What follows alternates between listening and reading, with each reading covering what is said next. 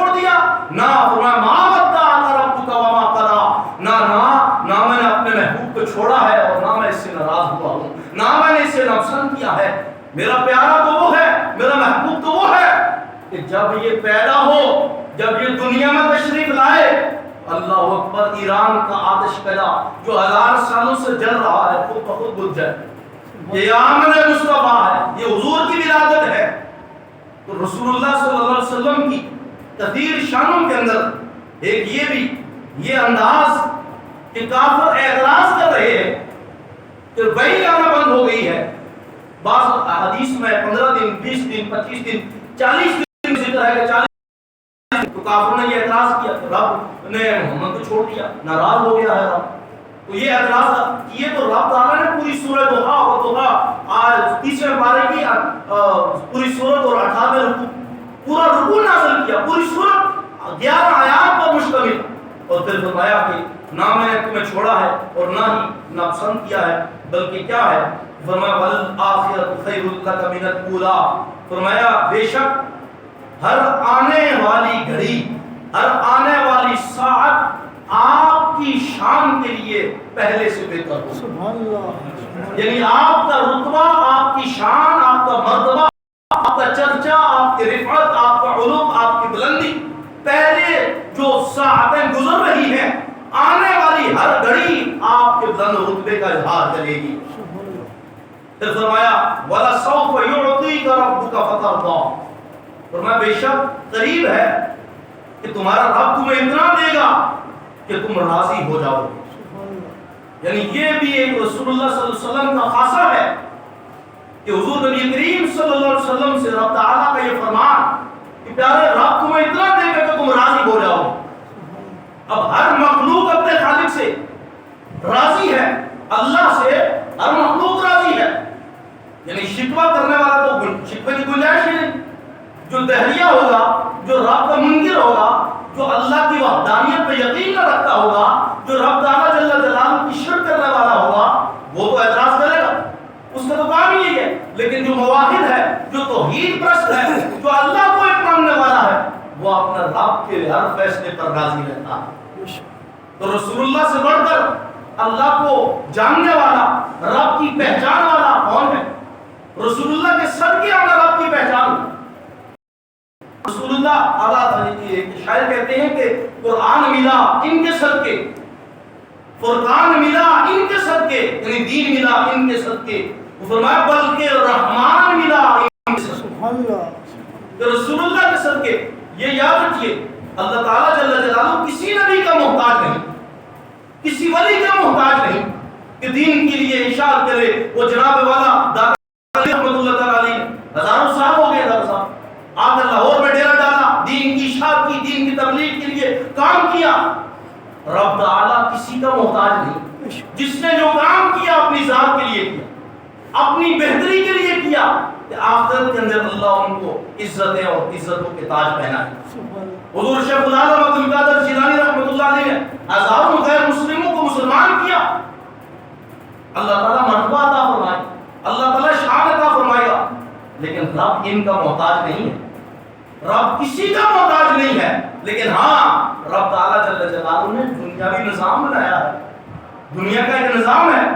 اگر کوئی کہے نہیں میں تو میرے پاس قرآن آ گیا، حدیث آ گئی، ہمیں رسول کی حاجت نہیں، یعنی ایسے لوگ بھی آپ کو نظر آئیں گے جو یہ شان مصطفیٰ بیان کرتے ہوئے آپ کو نظر آئیں گے۔ وہ جی حد میں رہ کے بیان کیا کریں، حد میں رہ کے بیان کیا کریں، بھائی حد میں رہ کے کیا بیان کرنا ہے، کہ یہ اتنی شان نہ بیان کریں، وہ تو ان کے محمد تو ہمارے جیسے انسان کے بشر تھے، وہ ہماری طرح کی، تو ان کے ناک تھا، کان تھے، آنکھیں تھیں اور چہرہ انور تھا، سارا نظام معاشرتی طور پہ جو زندگی جی رہے تھے وہ سارا نظام۔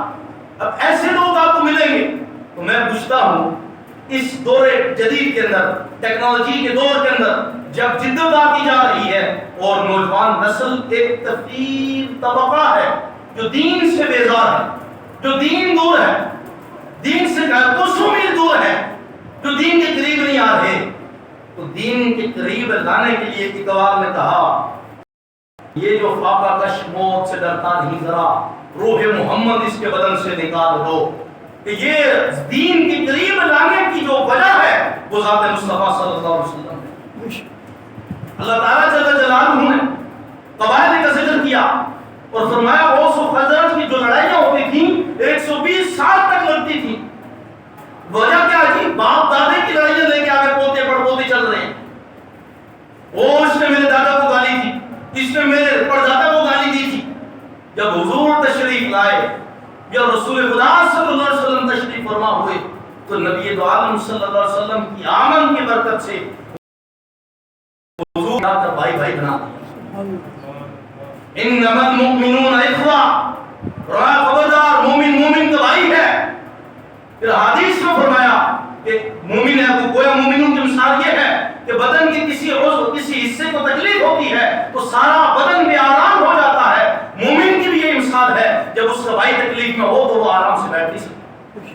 تو یہ بھائی چارہ قائم کیا میرے آقا صلی اللہ علیہ وسلم کی آمد کی برکت نے، کہ وہ جو ہزاروں سالوں سے آپس میں دست و گریبان تھے، اللہ جل جلالہ کے حبیب کی آمد کی برکت سے وہ بھائی بھائی بن گیا۔ تو آج بھی وحدت امت کا خارمولہ جو لوگ اپنی کانفرنسز کرتے ہیں، طرح طرح کے محافل منعقد ہوتی ہیں، وجہ کیا ہے؟ وجہ یہ ہے کہ ہم وحدت امت کے داعی ہیں، ہم وحدت امت کی طرف بلانے والے ہیں۔ موٹیویشنل سپیکرز کو بلایا جائے گا، طرح طرح کے سپیکرز آئیں گے، خطابات ہوں گے، بیانات ہوں گے، وہ جناب موٹیویٹ کریں گے، لیکن کوئی موٹیویٹ ہونے کے لیے تیار نہیں۔ وجہ ریزن کیا ہے؟ سبب کیا ہے؟ بیس کیا ہے؟ بیس یہ ہے کہ ایک بیان کرنے والا آیا، اس نے بیان کیا کہ صدیق اکبر رضی اللہ تعالیٰ عنہ وہ ظالم معاذ استغفر، مجھے آپ بتائیں مسلمانوں کے مجمع میں بیٹھا ہو جو بندہ یہ بات ہضم کر سکتا ہے؟ نہیں کر سکے گا۔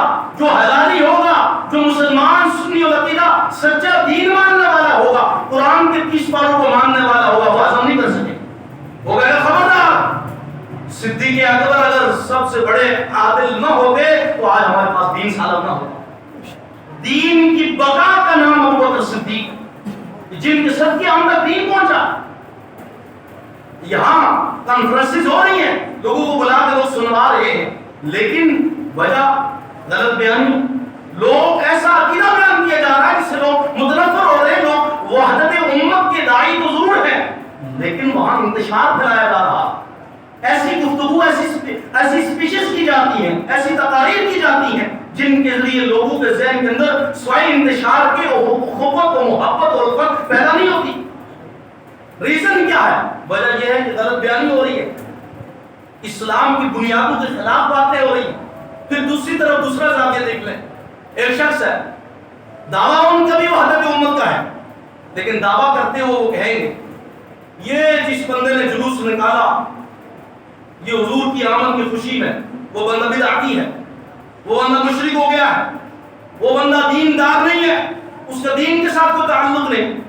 وہ بھائی یہ یمن سے لے کے عراق و شام اور چیچنیا بوسنیا فلسطین، عرب کے علاقے، عجم کے علاقے، ترکیہ کا علاقہ، Australia, Birmingham, U K, Canada, South Korea, South Africa, ان ممالک اور کنٹریز کے اندر، یورپین کنٹریز کے اندر، اور پھر ملک پاکستان میں اپنے سرزمینوں پر یہ حضور کی آمد کی خوشی منانے والے اگر مسلمان نہیں ہیں تو پھر دین بچتا کیا ہے؟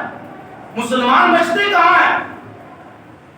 حضور کی آمد کی خوشی منانا اگر ناجائز گناہ مشرک بدعت سب کچھ ہے تو پھر مجھے بتائیے، رسول خدا صلی اللہ علیہ وسلم کو فرماتے ہیں مجھے اس بات پر فخر ہے، حضور نے ناز فرمایا سارے نبیوں کی امتیں مل کے بھی قیامت والے دن وہ صفحے بھر نہیں سکیں گی، میری امت کی 80 صفحے ہوں گی میدان محشر۔ حضور فخر فرمائے میری امت کی 80 صفحے ہوں گی میدان محشر۔ یہ مسیطنی 80 صفحہ نہیں ہے، ایسے مسیطنی 80 صفحہ نہیں، بلکہ میدان محشر۔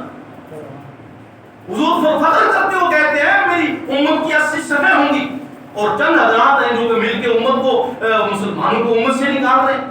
نہیں یہ اس بندے نے وہ دیگ کو نام بنا دی ہے، کھانا دیگ والا جائز ہے، قورمہ آئے گا کھائیں گے، باہر سے بریانی آئے گی کھائیں گے، لیکن کوئی بندہ آگے کہہ دے نہیں یہ میں ہوٹل سے نہیں لے کے آیا، وہاں محفل ہو رہی تھی تو میں محفل چلے گئی, کہا نہیں نہیں نہیں نہیں پیچھے کرو, پیچھے کرو.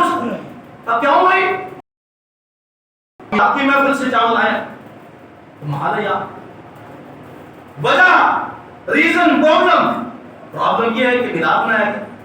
خدا کے بندو, دین کی اصلیت, دین کے بیس, دین کے جو مین سلیبس ہے اس کو سمجھئے. جب قرآن رب تعالیٰ جل جلالہ کہ حبیب کریم صلی اللہ علیہ وسلم نے, رب کے قرآن نے جس چیز سے منع نہیں کیا, میں پہلے بھی سال ہو گئے ہیں, سالوں سال پہلے بھی آج بھی انشاءاللہ کرتا رہوں گا. جس چیز سے اختلاف ہے میلاد النبی صلی اللہ علیہ وسلم کے جلوسوں میں, وہ عورتوں کا اختلاف, مرد و عورت, مرد و زن کا آپس میں وہ گمسان کی جنگ کے اندر, وہ گویا کہ معاذ اللہ اللہ تعالیٰ اور اس کے رسول کی نافرمانیاں ہو رہی ہیں.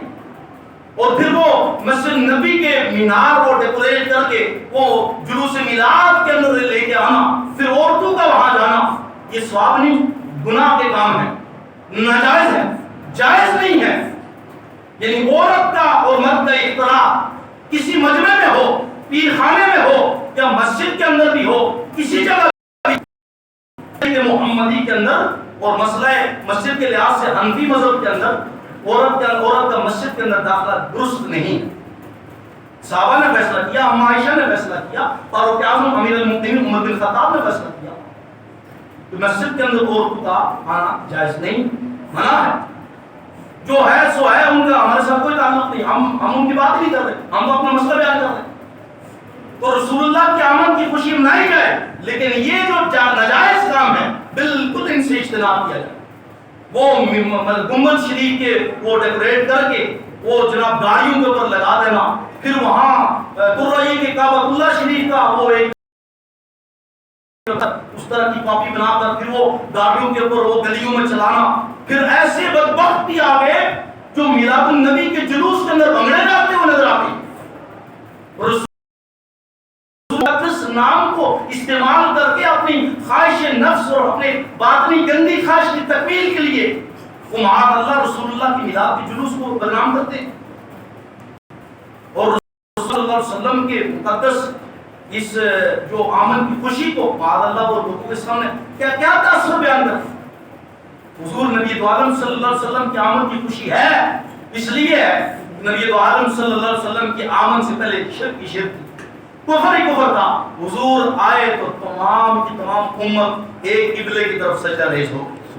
یہ حضور کی شان ہے. پہلے کیا تھا, پہلے یہ تھا کہ بنی اسرائیل ہاتھ سے گناہ کرتے, اللہ تعالیٰ کی بارگاہ میں رجوع لاتے, توبہ کرتے, مولا گناہ ہو گیا. اللہ فرماتا ہے سیدھے ہاتھ سے الٹے تھے, وہ بندہ کہتا ہے الٹے ہاتھ سے گناہ ہو گیا. رب تعالیٰ فرمایا توبہ تب قبول ہوگی جب ہاتھ کاٹا جائے. قانون تھا بنی اسرائیل کا, پچھلے نبیوں کا, آپ توبہ تب قبول ہوگی جب ہاتھ کاٹا جائے گا. توبہ قبول, سیدھے ہاتھ سے گناہ ہوا سیدھا کاٹا جائے گا, ٹانگ سے گناہ ہوا ٹانگ کاٹی جائے گی. جہاں سے جیسا کہ بنی اسرائیلیوں کے بارے میں جناب قرآن کریم کے اندر موجود ہے, بنی اسرائیلیوں کو آپس میں کہا گیا کہ قتل کرو ایک دوسروں کو, یہی تمہاری فقتلوا الی توبوا الی بارئکم, آپس میں توبہ کرو. توبہ تمہاری یہ ہے کہ تم ایک دوسرے کو فقتلوا, ایک دوسرے کو مارو, قتل کرو, یہ تمہاری توبہ. تو یہ قانون تھا. تو اب بندہ گناہ کر رہا ہے, سود یہ کھا رہا ہے, زنا یہ کر رہا ہے, نافرمانیاں یہ کر رہا ہے, لیکن جب شرمندگی ہو گئی, جب ندامت آ گئی, کہتا مولا گناہ ہو گیا معاف فرما دے. اللہ فرمایا جا میں نے تجھے بخش دیا ہے. التائب من الذنب کمن لا ذنب له, فرمایا جو توبہ کرتا ہے ندامت کے ساتھ وہ گویا ایسا ہے جس نے کبھی گناہ ہی نہیں کیا. میں نے کہا مولا قانون کیسے چینج ہو گیا, پہلے ہاتھ سے گناہ کرے گا ہاتھ کٹ جائے گا, الٹے سے کرے الٹا کٹ جائے گا, ٹانگ سے کرے گا ٹانگ کٹ جائے گی. اللہ فرماتے ہیں کہ وجہ یہ ہے کہ اب مصطفیٰ آ گئے, وجہ یہ ہے کہ مصطفیٰ جلوہ فرما ہو گئے. فرمایا وہ امت اور تھی اور تم امت مصطفیٰ ہو, تم صرف ندامت کے ساتھ توبہ کرو گے, رب تمہاری توبہ قبول فرما دے گا. پھر شان یہ عطا فرمائی, فرمایا سب سے آخری امت ہو لیکن سب سے پہلے جنت میں داخل کیے جاؤ. اللہ تعالیٰ ہم سب کو اپنے پیارے نبی علیہ السلام کی محبت نصیب فرمائے. وآخر دعوانا